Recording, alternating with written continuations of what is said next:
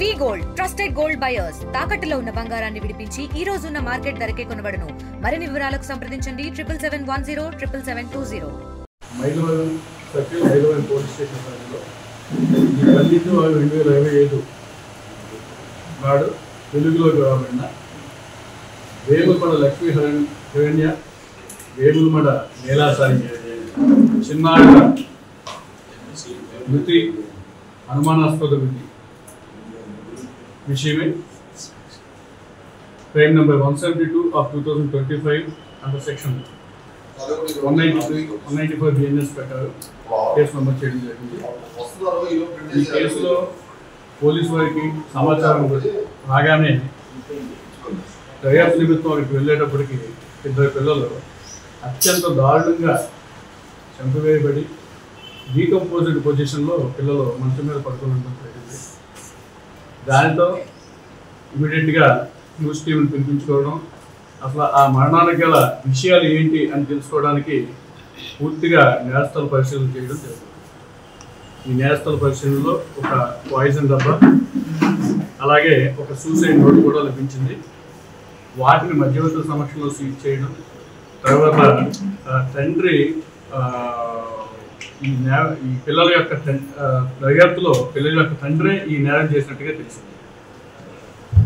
అయితే ఈ నేరం చేసిన విధానంలో ప్రజలను, చుట్టుపక్కల వారిని, పోలీసు వారిని తప్పుదోవ పట్టించడానికి ఈ సూసైడ్ అని ఒక కట్టుకథ అల్లి దానిని ఒక సూసైడ్ నోట్ రూపంలో పెట్టి దాన్ని సర్క్యులేట్ చేసి పోలీసులు కనిపించే విధంగా పెట్టి పిల్లల తండ్రి ఇంటి నుంచి పారిపోయాడు. తర్వాత అయితే ఈ పారిపోయిన విషయం తెలియక పిల్లల తండ్రి ఎక్కడ చనిపోయి ఉంటాడేమో అనే ఉద్దేశంతో చుట్టుపక్కల నదులు, మన ఇబ్రహీంపట్నం ఫెరీలో కూడా చెక్ చేయడం జరిగింది.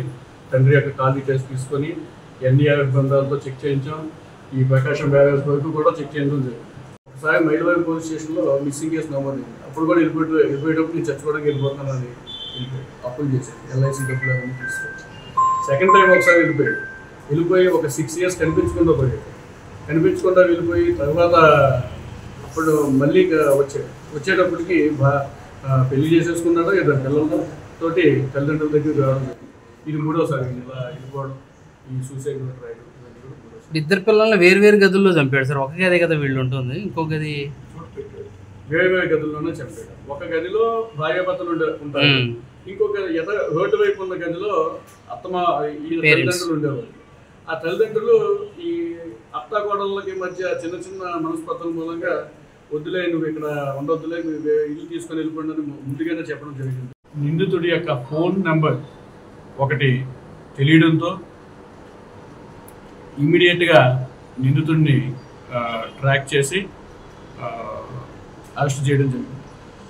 అయితే నిందితుడిని అరెస్ట్ చేసిన తర్వాత నిందితుడు చేసిన వివరాలు ఆధారాన్ని బట్టి చూస్తే సూసైడ్ నోట్లో రాసిన వివరాలకి పూర్తి విరుద్ధంగా ఉంది. నిందితుడి కన్ఫెషన్లో ఎంతసేపు కూడా తన ఆర్థిక ఇబ్బందులు, అలాగే తన భార్యపై అనుమానం, తన పిల్లలు తనకే పుట్టారా లేదా అనే ఈ యొక్క అనుమానాలు, భార్య తనను వదిలి భీమవరం మళ్ళీ వాళ్ళకి చెప్పకుండా బహ్రెయిన్ దేశం వెళ్ళిపోయిందనే ఒక అనుమానంతో పిల్లలు నాకే పుట్టారా లేక ఇంకెవరికన్నా పుట్టారనే అనుమానంతో పిల్లల్ని అత్యంత కిరాతకంగా ఈ చంపడం జరిగింది. అయితే మీరు అన్నట్టుగా ఈ చంపాలనే ఉద్దేశం ఉంది అనేదాన్ని మనం కొట్టుకోవాల్సిన అవసరం లేదు. ఎందుకంటే ఇది ఆల్రెడీ భార్య మీద, అలాగే ఇల్లీగల్ అఫైర్స్ అనే విషయాల మీద అనుమానం ఉంది. దాంతో పిల్లలు నా వల్ల కాదని చెప్పేసి చంపేయడం జరిగింది. ఆ అనుమానాన్ని కొట్టుకోవాల్సి పడింది. ఆ యాంగిల్లో కూడా మేము దర్యాప్తు చేయడంతో ఈయన చనిపోలేదు అనే విషయాన్ని మేము మొదటగా కన్ఫర్మేషన్కి వచ్చి అప్పటి నుంచి ఈయన వెతకడం ప్రారంభించాం. సార్, బహ్రెయిన్కి ఇతనే నన్ను పంపించాడు ఎయిర్పోర్ట్కి వచ్చి మరి అని చెప్పి అది నిజమేనా సార్? అమ్మాయి అంతా ఇతను తెలియకుండా వెళ్ళిపోయిందా? ఇద్దరు ఇష్టపూర్వకంగానే వెళ్ళింది. భార్యాభర్తలు ఇద్దరు కూడా వీళ్ళకి ఆర్థిక లావాదేవీలు, ఆర్థికపరమైన ఇబ్బందులు ఉన్నాయి. బతుకుదేవి కోసం బహ్రెయిన్కి వెళ్ళడం, వెళ్తున్న విషయం భర్తకి తెలుసు. అంటే ఇతనే పంపించాడు, అమ్మాయి కలిసి అందుకునే కలిసి అందుకునే వెళ్ళింది. భార్య ఫోన్ కాల్ చేసినట్టు వాట్సాప్ కాల్ ద్వారా మాట్లాడుతున్నాను. అనుమానంతోనే నేను చేశాను. ఇంకో 2 మటలు కూడా నేను చేయాల్సినవి ఉన్నాయి. ఆ అమ్మాయి ఎవరితో అయితే మాట్లాడుతుందో అతన్ని ప్లస్ భార్యను కూడా చంపే ఆలోచన ఉందని చెప్పి మీకు ఇన్వెస్టిగేషన్లో తెలిపినట్టు సమాచారం నిజం. అది తెలుసుకోవడానికి నిన్న మధ్యాహ్నం ఆ భార్య అసలు ఇక్కడ ఉందా లేదా అని తెలుసుకోవడానికి ఈయన మైలువని వచ్చాడు. నిందితుడి యొక్క తల్లిదండ్రులు ఇల్లు ఆ గది ఖాళీ చేసేది. గతంలో నిందితుడి తల్లిదండ్రులు ఏ గదిలో అయితే ఉండేది ఆ గదిలో పిల్లవాడిని చేరకి వేలాడదీశాను. నిందితుడిని మీరు సరైన సమయంలో అదుపులోకి తీసుకోకపోయి ఉంటే మరో 2 హత్యలకు దారి తీసి ఉండేదా? అంటే ఊహలకి ఇక్కడ ఇది లేదండి. చేసి ఉండొచ్చు, ఎందుకంటే ఈయనకి అనుమానం ఉంది కాబట్టి. భార్య మీద అనుమానం ఉంది, ఇంకా భార్యకి ఇల్లీగల్ అఫైర్స్ ఉన్నాయని అనుమానం ఉంది. చేయొచ్చు, చేయకపోవచ్చు కూడా. ఇండియా పాకిస్తాన్ తాజా అప్డేట్స్ కోసం డౌన్లోడ్ చేసుకోండి RTV లైవ్ యాప్.